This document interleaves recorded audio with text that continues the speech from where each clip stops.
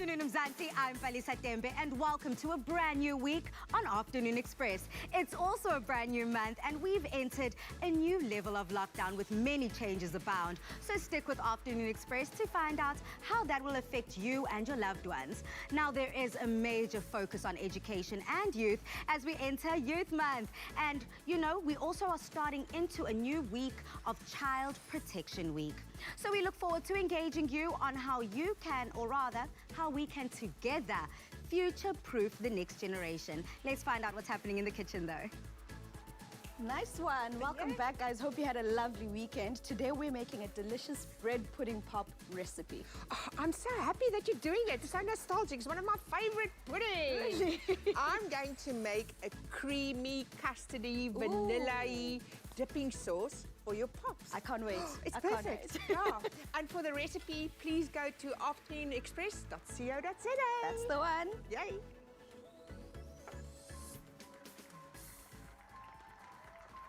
Unprecedented challenges call for incredible bravery. Countless doctors, nurses and pharmacists are working around the clock to keep us safe. They go beyond the call of duty and selflessly put the needs of our communities first. Nominate the brave healthcare professionals on the front line and give them the recognition they deserve.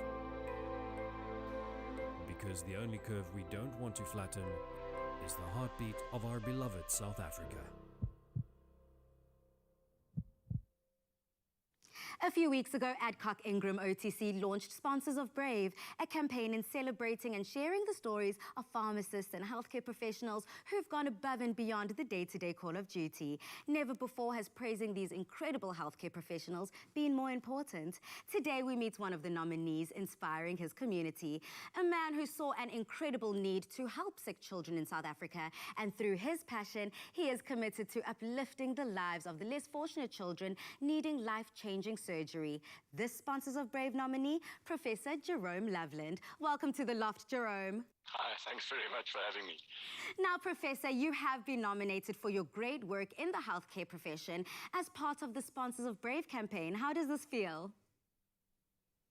It's surreal, actually. It took me completely by surprise, and it's been a pretty amazing experience to date. I'm very happy for you, and we definitely celebrate you. There are more people that want to celebrate you. So we have this amazing hot fat video from Sponsors of Brave. Let's have a look. She was only a year and 8 months when they came and told us that it's actually hepatoblastoma, which is liver cancer. I just thought it was the end. After the chemo, she had to go and get her surgery done, and we went from this professor to that professor, and we got rejected because they were like, she will not make it off of that operating table.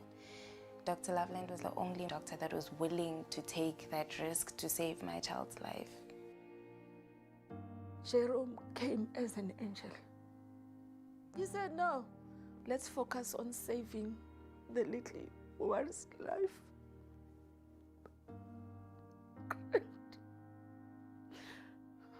He's exceptionally hardworking. He takes on lots of responsibilities. He takes on many challenges. He wants to make things better for the patients that we treat.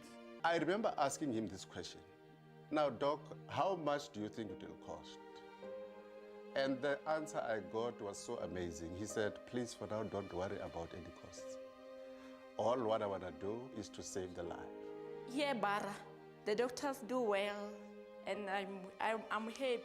I feel like my thank you is not enough because he gave my child her life back. Our granddaughter Lubabalu was saved. Here she is, she's alive. Only a brave doctor can do what he did. Jerome, that was so touching. Let me just wipe away these tears because, wow, Professor, when did this passion and drive to make a difference from these young children start? Well, I suppose it goes back many years now to when I first moved to Baragwanath Hospital to work as a pediatric surgeon. And essentially, it really just saw the incredible need that we needed to service. Many leading children's hospitals in the world work in collaboration with charitable organizations to sustain their service. So we decided to build and launch Surgeons for Little Lives, really with the express purpose of supporting the patients that we treat, as well as the families that they associated with.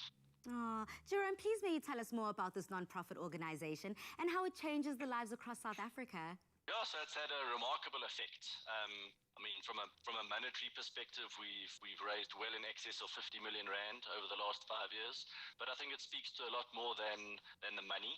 The projects that we have rolled out and are involved in really impact patients on a daily basis. You know, something very, very small is patients receive a welcome pack when they come to the hospital, and that contains pajamas, basic necessities like a toothbrush, toothpaste, a toy, you know, really, really simple things, but that make their stay so much more worthwhile. And then on the complete other end of the spectrum, we, well, some time ago now, or recently, built a parental sleepover facility to house moms and dads that live far away, as well as moms and dads from Soweto, so that they can live in at the hospital and provide support to their children in a real time of need. Okay, so you really are changing lives every day. I love that. So what does this mean to you and your team and the families of those who are less fortunate? So I think from a Surgeons for Little Lives team perspective, it's absolutely phenomenal. I mean, firstly, it's allowed us to provide jobs and support to those members of the team, you know, from the community that we've been able to employ.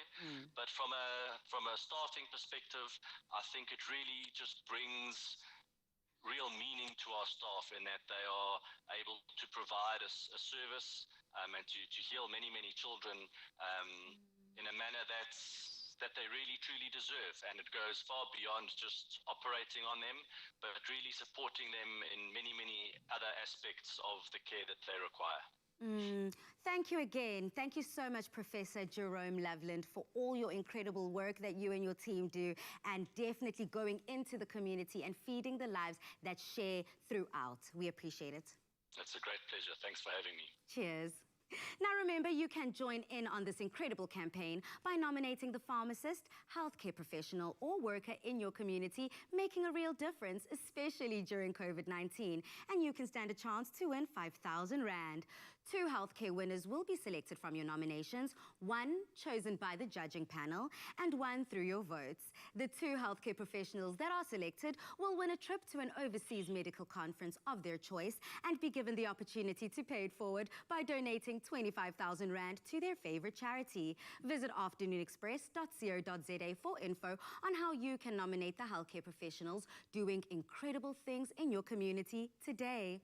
The curve we don't want to flatten is the heartbeat of our beloved South Africa.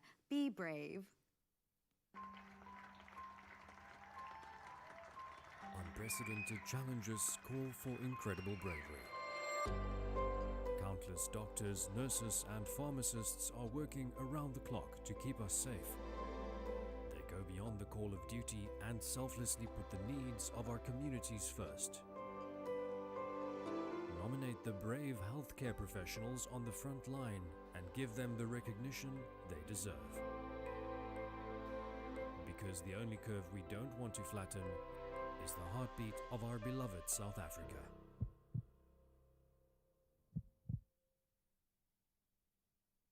That was such a touching conversation with Professor Loveland. The work that he is doing, changing lives, seeing the tears on those family members' faces, it all is for a good purpose. So we encourage everybody to give back into their community in whatever little way you can. It might not be a full-on surgery, but it could be a slice of bread. Now, we have asked you on social media, you know, a lot of people have been going back to school today from grade 7 and grade 12. Are you sending your child back to school, or are you opting to keep them in homeschool? We've got so many comments here, and Indy Pile says, Afternoon Express, repeating grades might sound like a perfect solution, but not necessarily, because no one knows if, number one, next year this disease will be over, but all we can do is pray and support the people who work to fight this virus. Those men who go to school cleaning the virus should do their work, and if possible, we can go back to school with an incredible heart. And I think that it's very important important for us to focus and remember this positive message. A lot of people on social media are saying, no ways, I will not send my child back. It's too dangerous, I'm too scared. If so, how are you then going to go about homeschooling them? Have you applied? Do you know what you need to do? Let's keep the conversation going, South Africa. But let us also remember the comments I just read out. We have to be safe here and make sure that our children are always put first for their safety, to make sure to not bring this virus back home. Now we're focusing on preparing our children to go back to school. So coming up, we chat to super mom of 3 and media entrepreneur, uOlwethu Leshabane, for our Mommy Mondays. And later on, parenting coach Laura Markovitz also weighs in on the conversation.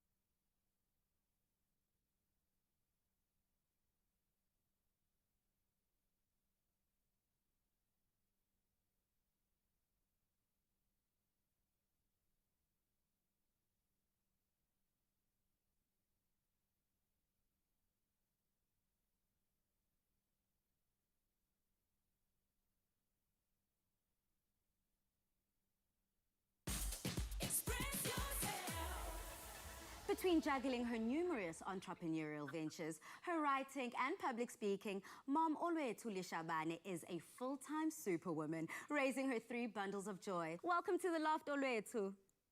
Thank you so much, Penny. How are you? I'm good. I'm so glad I'm seeing you, and it gives me so much joy to find out that the entire family is safe and sound at home. Now, you are a mom to 3 beautiful boys, and life at home surely has changed, not only for you, but for the little ones as well. So how have you gone about engaging your children on the COVID-19 pandemic, and what it means for life as they knew it? That first Monday, we stayed at home, and they haven't been out since. And I mean, we have conversations with them about what's going on and what coronavirus is, and that how it shows up in people. And that, I mean, we've got 2 younger ones that are a higher risk. They're asthmatic. So Morgan and Malika are asthmatic. So what we've done with them is we're just monitoring them. They're taking their prescription medicine, but they're staying at home, and we're just monitoring any changes in their system at this point in time. There have been so many conflicting views on the reopening of schools, and at this time, especially from the parents. So what are your views on the reopening of schools? Here's the reality, Pali. Not everyone has the kind of resources and the privilege that some of us carry, right? So my children are able to get onto online schooling. We've got laptops, we've got the technology here at home, we've got internet access. And we are able to tap into certain resources online to be able to educate our children. And it's not the same across the country. A lot of parents they only have that choice of having to send their children to school. We've personally chosen not to send our children to school because we have two high-risk ones and very asthmatic younger ones. So what I appreciate as well is that schools, there are certain schools that are giving us the option of, if you're not able to bring your child into class, we will still be running online classes. So they will still be streaming the classroom sessions to us here at home so we can follow along and be able to maintain the homeschooling momentum whilst other children are at school. Absolutely. I feel you, because there is a lot of uncertainty here. There are, though, students from grade 7s and grade 12s that are re-entering the school system, and slowly but surely, you know, more pupils will be phased in. So what do you want to see happening? What protective measures do you want parents to instill in their children? And when they are at school, when the parents can't see them, what do you want the kids to remember? Grade 7 and grade 12 students are much smarter. They know what not to do. They know they're not going to be going to school and trading masks and swapping masks with each other because the one looks cooler than the other one. They know and they have an understanding of the social distancing. They have some sort of an understanding of the why, the how. More worried for the younger ones. So I just think parents just need to reinforce that at home, the measures that need to be put in place. Schools also need to reinforce the fact that get home every day, take off your school uniform, get it washed, wake up in the morning, wash your hands, sanitize your hands regularly. I just hope also schools have soap and water available. I know this was particularly a scarce resource before Corona. Yeah. Soap and water at schools, running water, it's something that we need to, I'm hoping corporate estate comes on board on this to be able to assist schools, especially less resource schools. So, Olwethu, going back to the young ones that you are raising, I mean, having to put up a routine, a daily routine for the kids to follow, keep them motivated, keep them focused, I mean, it must seem like a very difficult task. So how do you go about structuring the day that works for your family? Do you have a routine like by the hour, or do you let it allow flexibility and freedom? So we have a routine.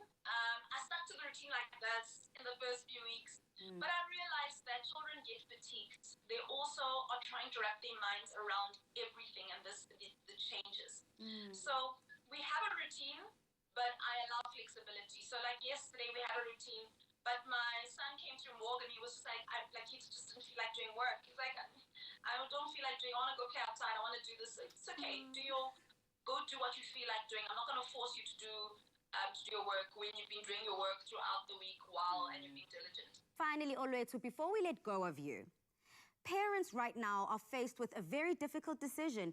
Do they send their kids back to school, or do they remain at home, remain safe, and homeschool? So what message do you have of encouragement, positivity, love, or just flat out advice to those parents that have this decision? There's no one-size-fits-all, number one. And number two, as parents, general parents that have the privilege to be able to keep our children at home and in online schooling and have the resources to do so, let's not be too prescriptive to other parents as well. Let's not dictate to other parents how things should be done. Right now, what we need to focus on is what will do the children better, what will serve them best. Let's put our children's needs first and their health first. And if we're able to put certain measures in place to be able to get them to school, to be able to get them an amazing education, and for them to be able to thrive, let's do so. Oh, I love that message. And I also heard a little cry, scream, shout from a little one in the background. Please send my love to the entire family, hubby and children alike.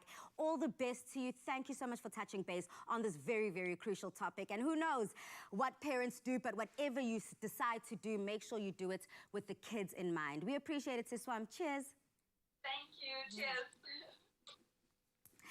It remains crucial and important that we continue to observe all protocols set out as protective measures against the spread of the coronavirus as we move into alert level 3 of the national lockdown. Not only that, but parents ought to be extra cautious during this time and ensure that pupils are well equipped for each day of school.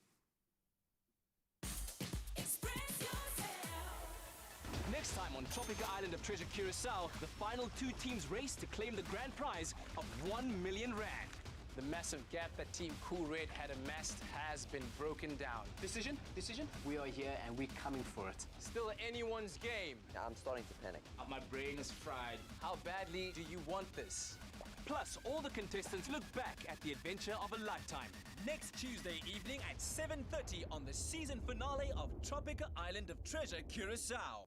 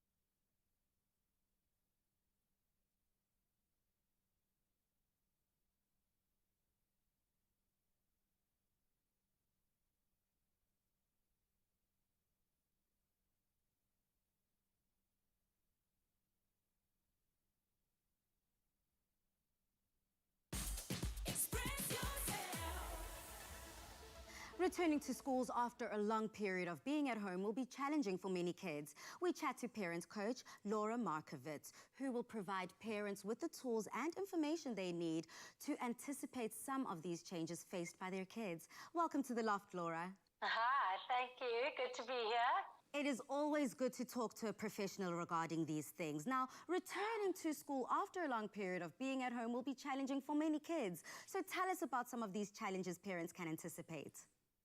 So I think, going back to school even after a holiday generally can be challenging for kids. And we've got to remember for a lot of kids, some of these challenges predate lockdown, predate COVID. So now we've got that compounded with them having to adapt to another transition in their lives. So they've already had to adapt to lockdown and COVID and the reality of that. Now they're having to adapt to a whole new change and going back into a world that is very different from the world that they left when they left school 2 months ago.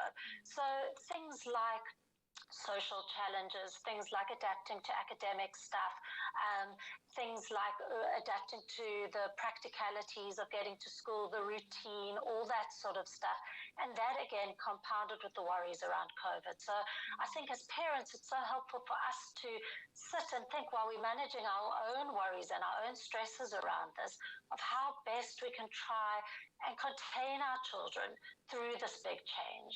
So then how best can we prepare for the kids mentally returning back to school? So I think prepare is the big word. And I think preparing means talking to them, communicating. So really speaking to them honestly, openly, age appropriately about what is going to happen.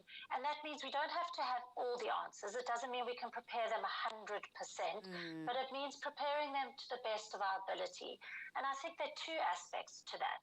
I think it's thinking through the practical changes and then also holding the emotional and the feeling changes around this. So the practicalities of things, talking to them about what's going to happen, how are you going to get there, when you get to school, what are the things that we know are going to be there, how are you going to have to go, wearing your mask, washing your hands, what the school has said that they have put in place in terms of classrooms and break time. So communicating the practical stuff to the best of our ability from what we know.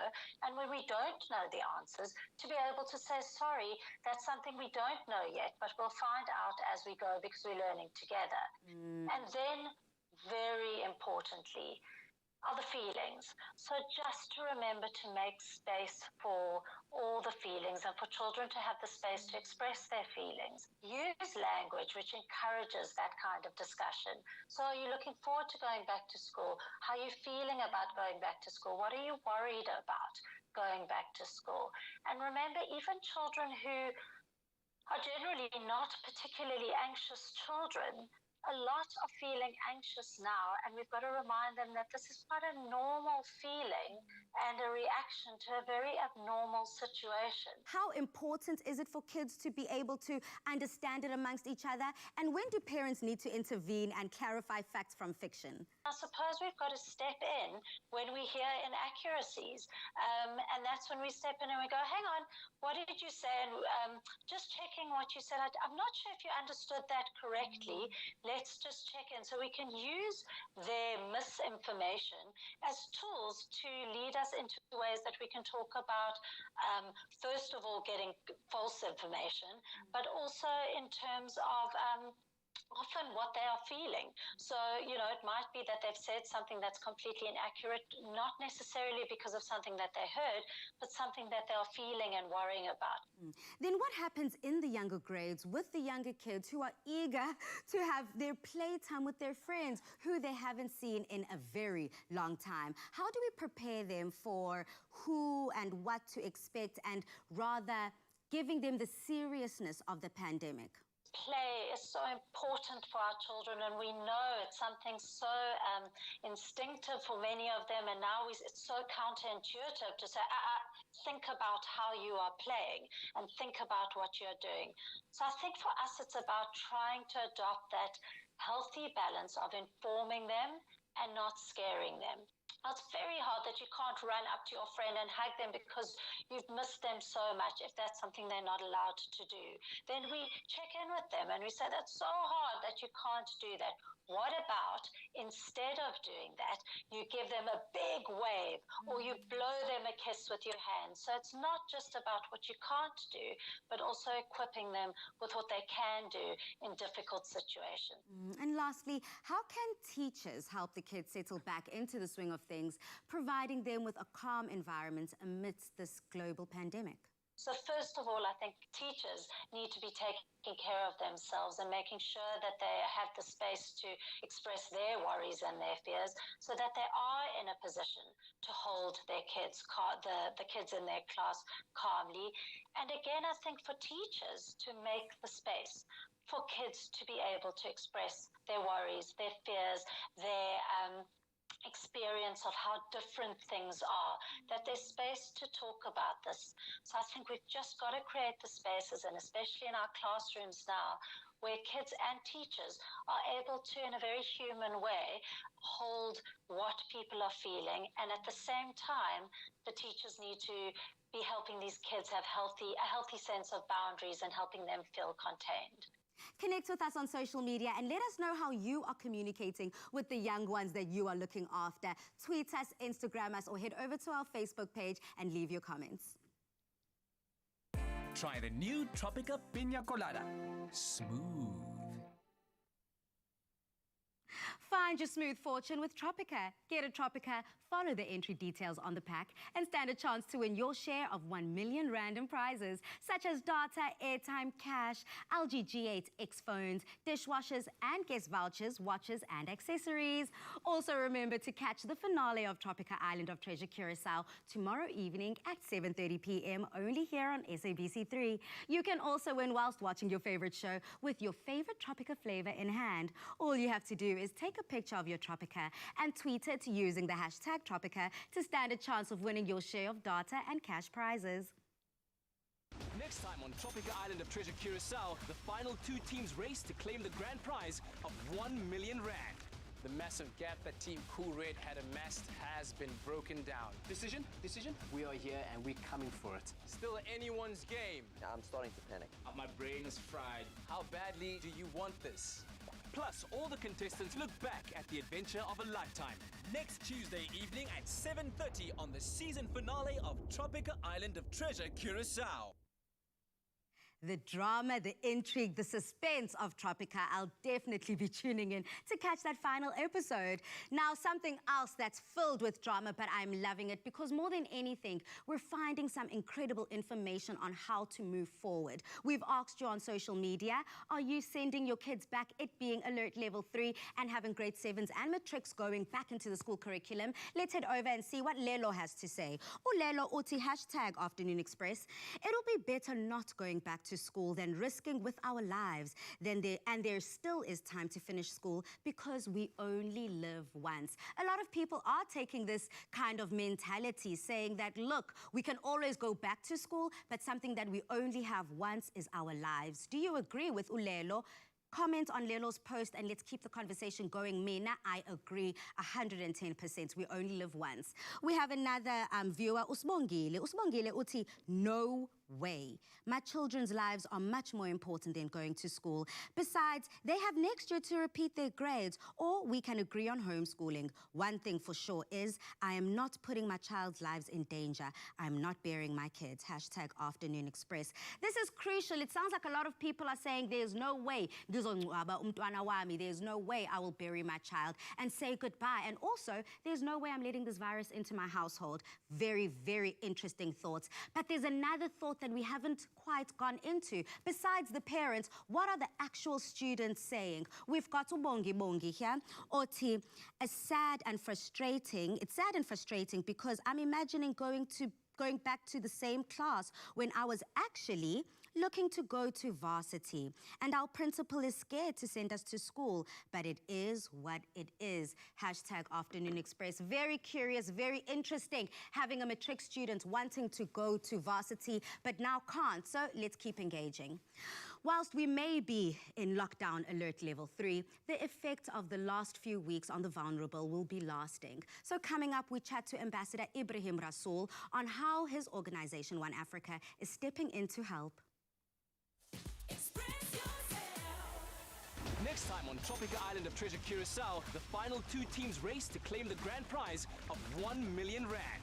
The massive gap that Team Cool Red had amassed has been broken down. Decision? We are here and we're coming for it. Still anyone's game. I'm starting to panic. My brain is fried. How badly do you want this? Plus, all the contestants look back at the adventure of a lifetime. Next Tuesday evening at 7:30 on the season finale of Tropica Island of Treasure Curacao.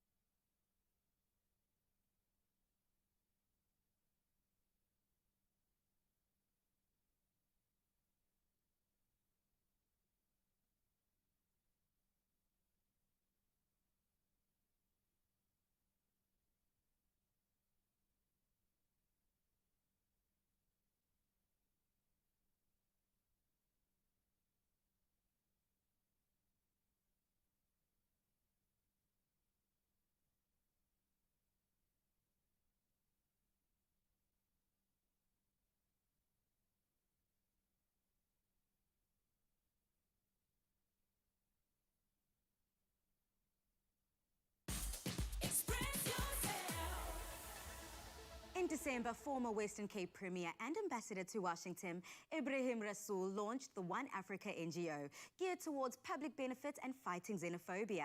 The effects of COVID-19 has had a massive impact on the poor and marginalized communities. And so the NGO set out to assist the poor, the homeless, refugees and migrants during this pandemic. Take a look. The global coronavirus pandemic and the subsequent national lockdowns implemented by different countries has left many African families in dire need, making more apparent the socio-economic inequalities that exist in our societies. And that is why we at One Africa believe that no family should go to bed on an empty stomach. So we call on all Africans to unite and help where they can to make sure that those in need receive a helping hand. Welcome to the show, Ambassador Rasool. What a beautiful video we've just seen of the amazing work that you're doing through the oneafrica.org. Now, speak to us about this initiative and why it was so important to start up an organization such as this.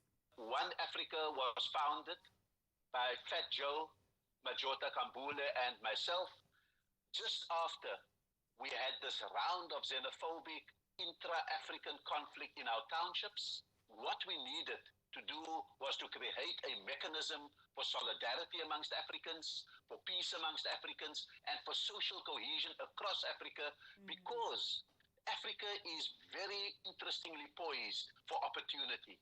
And we thought we can't spoil it by having Africans, particularly in South Africa's township, fight it out amongst themselves, compete with each other for scarce resources, and really delay the prosperity that is waiting for Africa. You have various programs in the works under oneafrica.org, but we would like to specifically speak to the essential food vouchers that are helping so many African families who are in dire need. We're not bound by bureaucracy. We can be creative. We can get in the best, most creative people to think through solutions. And so what we have is, on the one hand, a unique technological platform that is able to generate a voucher from 100 to 1,000 rand. That voucher goes to the phone or the device of a recipient. That recipient goes to the supermarket that is participating and redeems it. Now, it doesn't just redeem it for food. Food is critical, but it could be baby clothes. It could be essential medicines. It could even be electricity to keep the fridge running. And so we are putting choice, we are putting dignity, and we are putting safety in the front of this voucher system. We can guarantee that 100% of people's donations will be available for those recipients, because there's no administration fee or no commission that we have to pay anyone in between. We are saying to people, if you want to donate, if you want to buy a voucher, you simply have to go to oneafrica.org and you can pledge what it is that you want to give to someone in need. The main aim of oneafrica.org is to bring cohesion and togetherness amongst Africans in order to promote economic prosperity. So how has COVID-19 impacted on achieving this goal? As South Africans, we know that COVID-19 has made even worse the recession we've been in, the downgrades we've been undergoing, the unemployment rate that was already high, the low economic growth. Now, this is the case not only in South Africa, it's the case across Africa, and it's also the case across the world, even in the United States and in Europe. So we are not unique in this. But I think that what Africa has is an opportunity not to be tied to the past so much, an opportunity for us to reimagine what is the fair, equitable and shared economy of the future without change to the past. How can we do things differently when the whole world is in trouble? And so I think, starting off with a continental free trade agreement, we should be saying, let us make Africans trade amongst themselves. Secondly, let's use the technological capacity that is so abundant. I always joke that Africa graduated from the drum to the cell phone and didn't use the landline. We started off counting on our fingers. We're now using laptops, and we didn't use calculators in between. That's what our young people are capable of, and we must leave it to young people to say, put this economy in our hands, and we will take it to places where it has never gone before. And that's the excellence we're speaking about. And on an even more positive note, OneAfrica.org has launched African Excellence Awards, an award show to recognize African excellence like never before. So speak to us about how these awards will work and about who some of these nominees will be. The awards would have been one glittering night in which a leading group of people who exemplify African excellence would have been showcased and would have been honored. However, COVID-19 has meant that we must go virtual. And so we will have a 6-part broadcast series of about 10 awardees who exemplify our excellence. We will gather together great celebrity guests to come, a panel of judges to make the final decisions, and all of this will come together to say, what has Africa been able to achieve?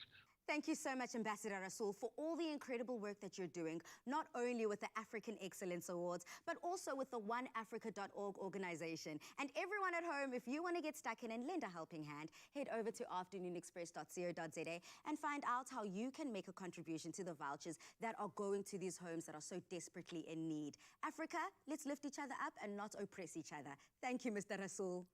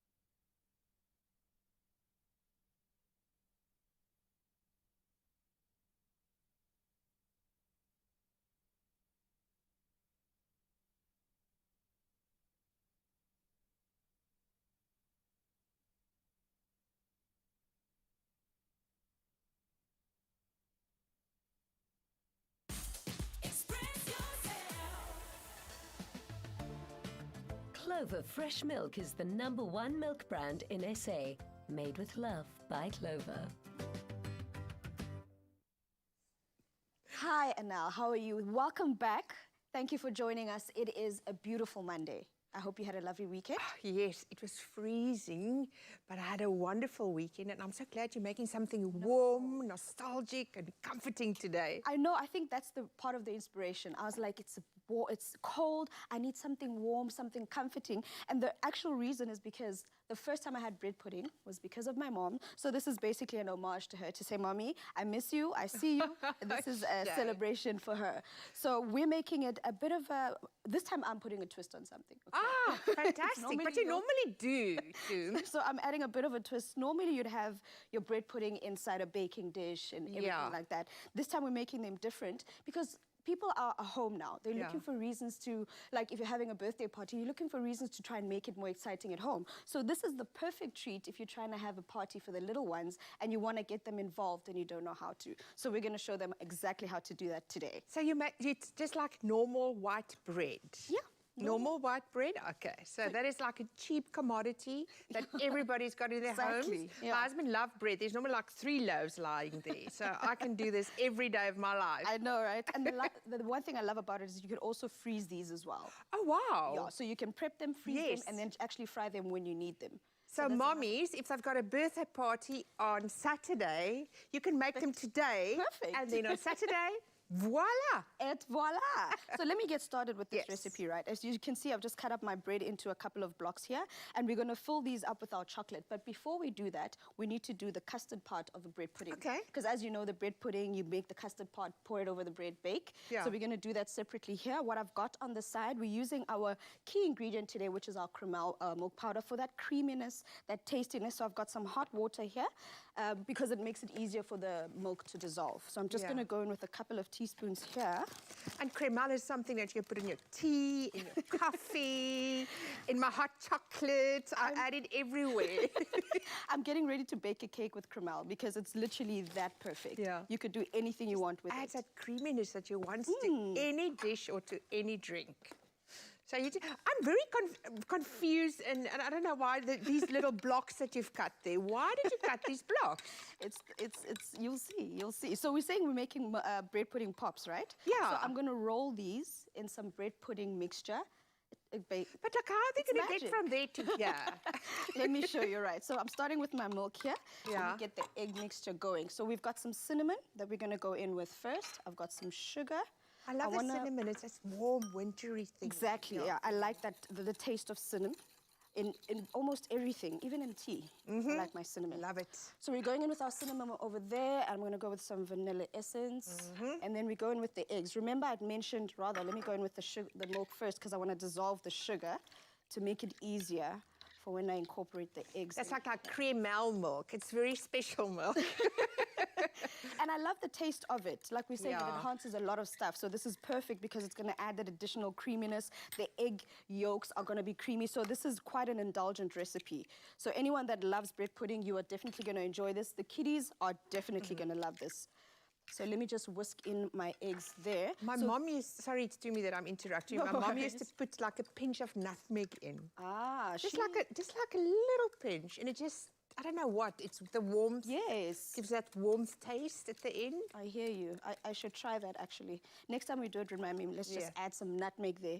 All right, so we've done that. I'm going to quickly go in with my bread here. So we're going to dunk the bread first before we go in with the rest of the ingredients. I'm completely mesmerized. So you just go carry on, Queen, with your bread pudding. And then we've got our chocolate bits here. Let me move this a bit closer so you can see what I'm doing.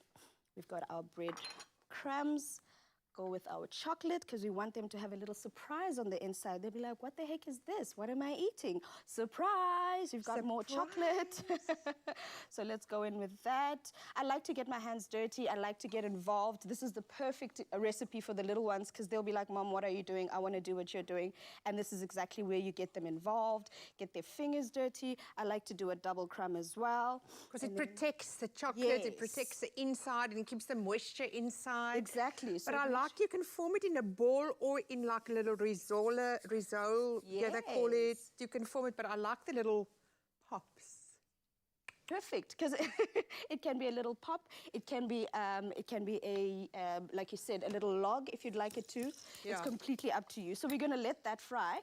But you told me that you've got a perfect accompaniment for my delicious. Oh, I am super excited to show you this.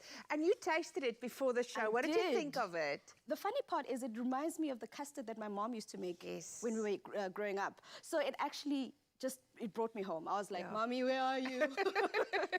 So this is just a very homely, I will say a creamy vanilla custardy, like dipping sauce that you can dip your beautiful pop in. And it's made with milk, and I'm going to add a bit of extra Cremel to that just for the extra creaminess because we are busy with Cremel. Because you actually need cream for this, but I'm going to add the Cremel. Yeah, because anyone that can't get a packet of cream can always just go get themselves some Cremel and they get the exact same recipe. Exactly. So I'm going to do that. And then I'm going to add sugar for the sweetness. Remember, it always needs to be some sweetness. So it's about a cup of milk. I always work in ones. 1 cup of milk, 1 tablespoon of sugar, 1 teaspoon of vanilla, 1 egg. Okay. So, yeah, I like to work like 1s or 2s or 3s. It's just easier to remember, especially when you're in the kitchen. It's like, I need to make this. And that was about 1 tablespoon of Cremel as well. So I'm just going to whisk the egg. And I'm going to add in here is 1 tablespoon of flour mixed with 2 tablespoons of water. There comes a 2 in. I'm going to add that. And that is going to thicken yes, our custard. right. So I'm just going to get that to the heat. What are you doing? I'm about to check on the first one that I wow. went in with there, and it's Oh, nice wow. and golden brown. Perfect. Look at that. To And I me. think this is the exciting part where the kids will be like, Mom, did you really just make that out of bread? And then there's chocolate inside, and then you serve it with that chocolate. What better dessert could you ask for? Can't ask for anything better, Mom. Nothing. So I'm going to add this hot milk, temper the egg, otherwise it's going to scramble. Correct. So I'm going to temper the milk, the egg a little bit with this creamy deliciousness, and then I'm going to pour it back, and then it's going to thicken up. And then it cooks further. Then it's going to cook further, and it's going to become this. To me, I'm going to taste now, because look at that lusciousness. Here it comes. It's starting to boil now. And now you've just given me an idea that you could actually make that custard, make it nice and thick, freeze it into little scoops, and then actually put it inside the bread pudding as well. To me. I mean, if we want to go extra with this crumel and just make sure you're getting more cream on cream on cream, yes, you might as well. Why not? Yes. That looks divine. This is now the custard that we're going to serve with that. And as you can see, it's got that vanilla flavory. And can you smell it already I can on smell your it side? over here. Like I'm getting ready to serve these so I can. Timmy, that I wanted to say to you about bread pudding there. My mom used to do exactly what you do, like soak it in, but then she mushed it up a bit. Okay. So it's like a paste, the bread and the milk and the eggs as a paste. And then she threw this whole paste into a baking dish, bake it at 180, but then apricot jam on top after it comes out of the oven with beautiful meringue, sweet meringue over it. So you've got this beautiful bread, the sweetness of that nostalgic apricot jam with this beautiful meringue on top of it. I see where you get it now. What? I see where you get it. She literally took a classic and she made it her own. Yes. Like you do in this kitchen. Nice one. I mean, if you've got any recipes that you've, like, let's just ask the viewers, if you've got a recipe, a bread pudding recipe, and you've perhaps grown up with, or you will put a twist on it, please do share your recipes, guys, because right now we're all about sharing. We're doing it all together. Share yours, I'll share mine, I'll share, Anel will share hers. I want you to taste that, Tooms. I would like to share, but I'm not sure how comfortable I am sharing these right now. Oh, my word. To me. The custard and the chocolate, right? This is beautiful surprise inside. The children are going to go crazy about this. Go to the website, get the recipe if you want to be as excited as Anel is right now. I'm going to dip it again. Express.co.za. That looks divine.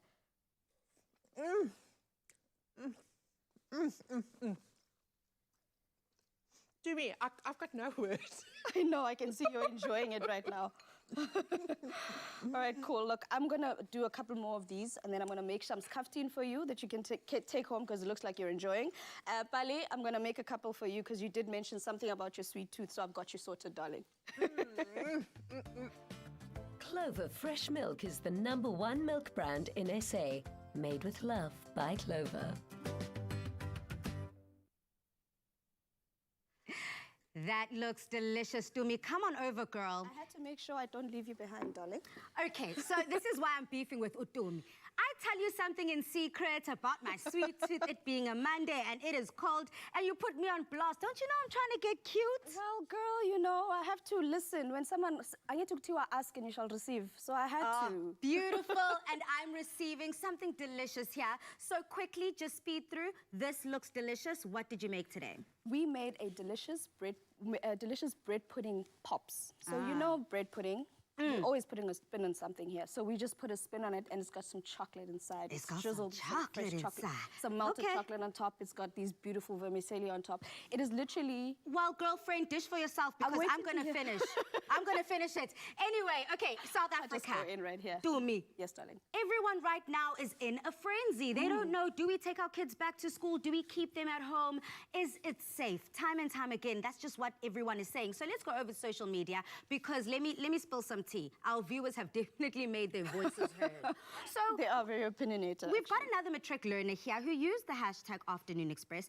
And Oti, I'm a matric learner and I won't lie, I'm pretty scared to go back. But to be honest, I'm looking forward to going back to school. Home is too comfortable for us to study and our school assured our safety, so why not? I don't know, how do you feel about that? I think for someone who is able to speak like that, that's someone who already knows the measures that they will take to actually look after themselves. So someone like that, Ukerabeto, is already prepared to take the measures. So she should be trusted to be able to go to school. I mean, education is important. Yeah. So if she feels, look, I'm comfortable, I will take the relevant steps, then why not? Let her go. Siswam Kirabetswe, you heard it. You have taken the control and you are taking the responsibility into your own hands. And for you, school comes first. So definitely follow that. I'm going to read our last comment here from Uletok Uhle. Uletok Uhle uti, lacking of resources, number one. Secondly, not even 75% of schools have received PPE. I don't know what's the rush. It's almost the end of the year. Keep schools closed. Our kids matter. Hashtag Afternoon Express. Look, there are a lot of questions here. There are a lot of things going back and forth. I don't know what to think right now. I'm almost glad that I'm not a parent to me. So I don't have to go with these hectic decisions. I have to just, you know, one more. Okay, B, Kabelo, Uti. All protective measures should be in place at schools before any child could set their foot there. From PPEs to COVID-19 admin staff, well-arranged classrooms that cater for social distancing, procedures of how social distancing will be imposed on kids. Hashtag safety first, hashtag Afternoon Express. South Africa, Afternoon Express family, thank you again for engaging with us on social media. I think this conversation is going to go on throughout the night, and we love that. Let's keep it going. Thank you for tuning in. Now join us again tomorrow as we talk to some sensational people. Ntando Duma drops in to chat about her adorable daughter. Plus, we've got the legendary PJ Powers and an international model joining us. So thank you so much, South Africa, for tuning in, making my day every day simply by tuning in. Good night, stay safe, and happy eating. Afternoon Express, made with love by Clover. Another feel-good production.